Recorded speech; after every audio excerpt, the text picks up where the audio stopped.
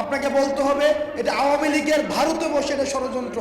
আপনাকে স্বীকার করতে হবে এই দেশে হিন্দুত্ববাদী রয়েছে। আপনি যদি এই হিন্দুত্ববাদী যে মনোভাবটা, এই উগ্রবাদী মনোভাবটা যদি আপনি স্বীকার করতে না পারেন, তাহলে এই সমস্যাটা সমাধান করা সম্ভব না। এই হিন্দুত্ববাদ আমাদের যে সার্বভৌমত্ব এবং ন্যাশনাল সিকিউরিটিতে একটি বড় একটি থ্রেট।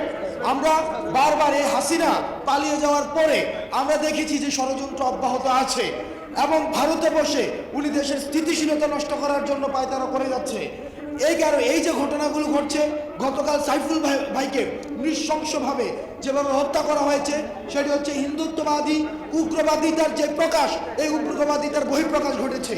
সেই জন্য সাইফুল ভাইকে যারা এই যে এইভাবে হত্যা করেছে তাদের বিচার করতে হবে।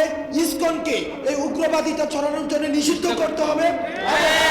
আমাদেরকে স্পষ্টভাবে বলতে হবে, আমাদেরকে স্পষ্টভাবে